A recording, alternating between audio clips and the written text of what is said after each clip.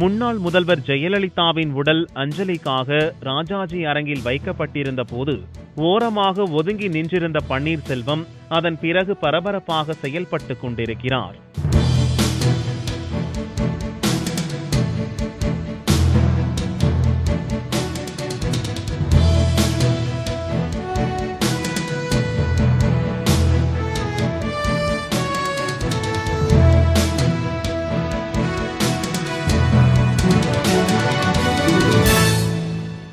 ஒன்பது 12/2016 கச்சத்தீவு அந்தோணியர் ஆலய திருவிழாவில் பங்கேற்க தமிழக மீனவர்களுக்கு எந்த கட்டுப்பாடும் விதிக்கக்கூடாது, பங்கேற்க அனுமதி கோரும் அனைவருக்கும் அனுமதி அளிக்க வேண்டுமென்று வலியுறுத்தி பிரதமர் மோடிக்கு கடிதம் அனுப்பினார். 10/12/2016 ஜெயலலிதா மறைவுக்கு பிறகு தேர்ந்தெடுக்கப்பட்ட புதிய அமைச்சரவை தலைமைச் செயலகத்திற்கு வந்தனர். 12/12/2016 முதல்வரின் மறைவுக்கு பிறகு பன்னீர்செல்வம் தலைமையில் முதல் அமைச்சரவை கூட்டம் கூடியது.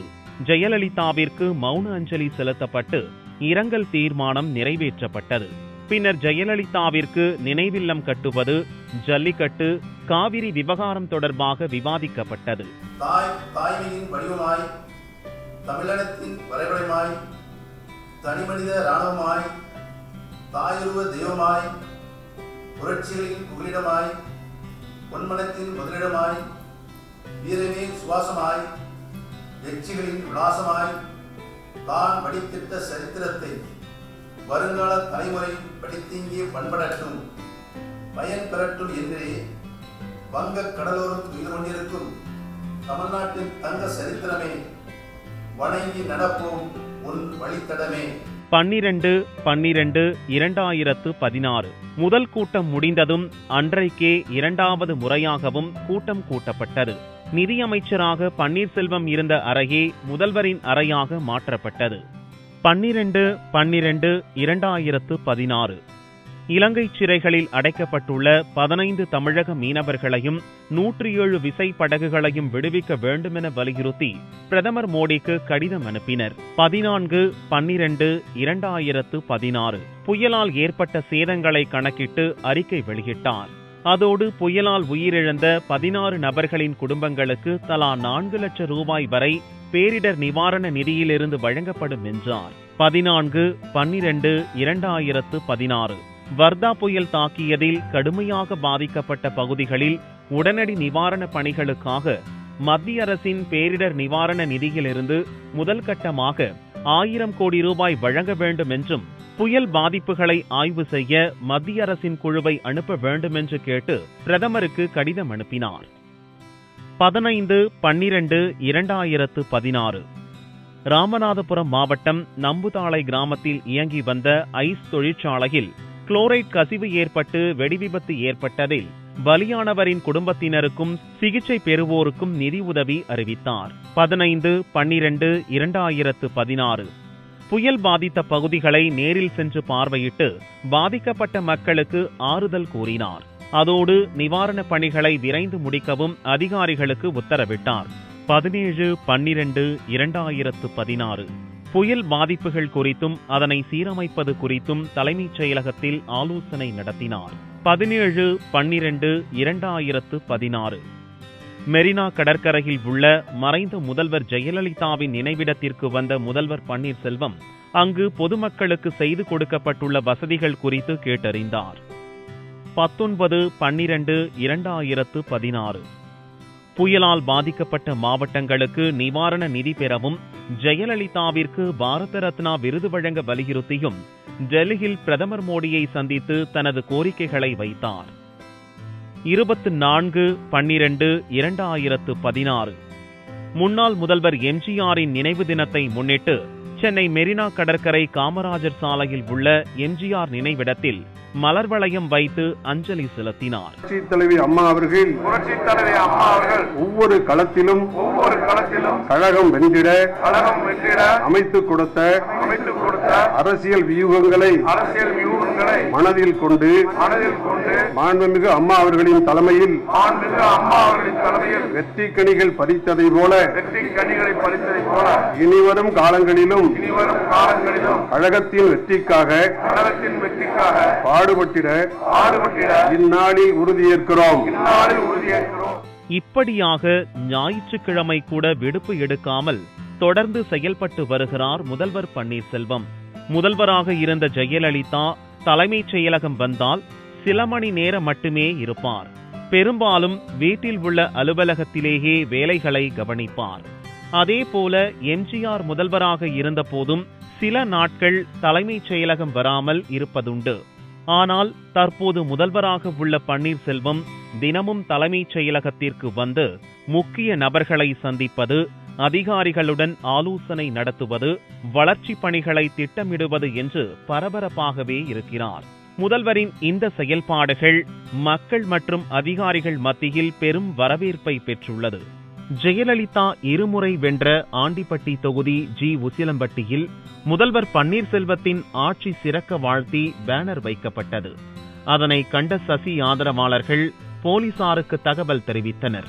போலீசாரும் பிரச்சினைக்குரிய வாசகங்கள் இருப்பதாக கூறி பேனரை அகற்ற வலியுறுத்தியும் அங்குள்ள பொதுமக்கள் அதனை அகற்ற மறுத்துவிட்டனர். எம்ஜிஆருக்கு பின் ஜெயலலிதாவை மக்கள் ஏற்றுக்கொண்டதை போல ஜெயலலிதாவால் அடையாளம் காட்டப்பட்ட பன்னீர்செல்வம் முதல்வராக இருப்பதோடு கட்சியையும் வழிநடத்த வேண்டும், அவரோடு நாம் எல்லோரும் துணை நிற்க வேண்டும் என்று எம்ஜிஆரின் உறவினர்களும் முதல்வர் பன்னீர்செல்வத்திற்கு ஆதரவு தெரிவித்துள்ளனர். இதேபோல முதல்வராக உள்ள பன்னீர்செல்வமே கட்சியையும் வழிநடத்த வேண்டும் என்ற கோரிக்கையை வலியுறுத்தி தமிழகம் முழுவதும் பிளக்ஸ் பேனர்கள் வைத்துள்ளனர். முதல்வரின் அதிரடி வேலைகளால் கவரப்பட்ட தொண்டர்கள் அவருக்கு ஆதரவாக களத்தில் இறங்கியுள்ளனர். பேனரில் சசிகலா பெயரோ படமோ இல்லாமல் அம்மா அவர்களின் ஆசி பெற்று அடையாளம் காட்டப்பட்ட தமிழக முதல்வர் பன்னீர்செல்வம் தலைமையில் ஆட்சியையும் கட்சியையும் வழிநடத்திட ஒன்றிணைந்து பணியாற்றிடுவோம் என்ற வாசகத்துடன் கோவை மாவட்டம் ஆனைமலை ஒன்றியத்தில் போஸ்டர்கள் ஒட்டப்பட்டுள்ளன.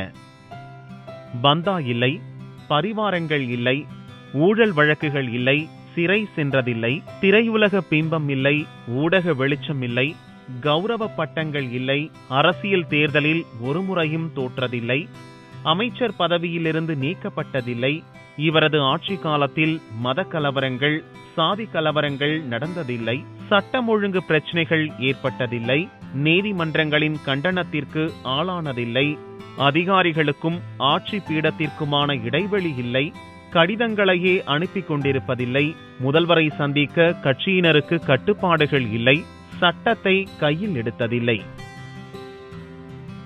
காங்கிரஸ் பாரம்பரிய குடும்பத்தில் 9 சகோதர சகோதரிகளுக்கு மூத்தவராக 1951ஆம் ஆண்டு தேனி மாவட்டம் பெரியகுளத்தில் பிறந்தார் பேச்சுமுத்து என்கிற பன்னீர்செல்வம்.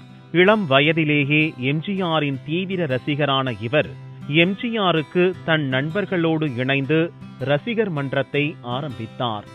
உத்தமபாளையம் ஹாஜி ராவுத்தர் கல்லூரியில் BA வரலாறு படிக்கும் போது தன் தந்தைக்கு துணையாக பினான்ஸ் கொடுத்து வாங்கும் வேலை செய்தவர். கல்லூரி படிப்பு முடிந்ததும் சொந்தமாக தொழில் செய்யும் நோக்கத்தில் சொசைட்டியில் லோன் வாங்கி பால் பண்ணை ஆரம்பித்தார். இதன் அடுத்த கட்டமாக தன்னுடைய நண்பருடன் சேர்ந்து டீ கடையை ஆரம்பித்தார். இதன் பிறகுதான் முதல்வர் பன்னீர்செல்வத்தின் அரசியல் வாழ்க்கை துவங்கியது. நகர எம்ஜிஆர் இளைஞரணி துணை செயலாளர், நகர இணை செயலாளர், நகர செயலாளர் என்று வரிசையாக உயர்ந்தார். 1996ஆம் ஆண்டு நடைபெற்ற உள்ளாட்சி தேர்தலில் வெற்றி பெற்று பெரியகுளம் நகராட்சி தலைவராக பொறுப்பேற்றார்.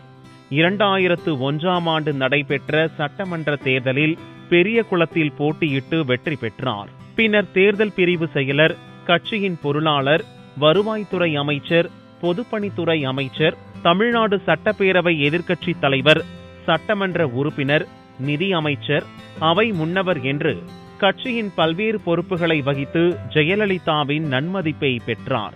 அந்த நன்மதிப்பின் பலனாக முதல்வர் பதவியிலிருந்து இருமுறை விலக நேரிட்ட போதும் தன் விசுவாசியான பன்னீரையே பொறுப்பு முதல்வராக நியமித்தார் ஜெயலலிதா. முதல்வர் பன்னீர்செல்வத்தின் ஆட்சியில் குறை காண முடியாதபடி மக்கள் மனதில் இடம் பிடித்தாலும் தங்களது சொந்த விருப்பு வெறுப்புகளுக்காகவும் சுய லாபத்திற்கும் சொந்த கட்சியினரே முதல்வர் பன்னீர்செல்வத்தை பதவியிலிருந்து நீக்க தீயாய் வேலை பார்த்து கொண்டிருக்கின்றனர். ஜெயலலிதா முதல்வராக வேண்டுமென்று மக்கள் அளித்த ஓட்டுக்களை வீணடிக்காமல் இன்னும் இருக்கும் 4.5 ஆண்டுகள் ஜெயலலிதாவின் விசுவாசியான பன்னீர்செல்வமே தொடர வேண்டும் என்பதுதான் அதிமுக தொண்டர்கள் மற்றும் தமிழக மக்களின் விருப்பமாக இருக்கிறது. இந்த விருப்பத்திற்கு மாறாக நடந்தேறினால் இன்று வேடிக்கை பார்க்கும் மக்கள் அடுத்த தேர்தலில் நிச்சயமாக தண்டனை வழங்குவர்.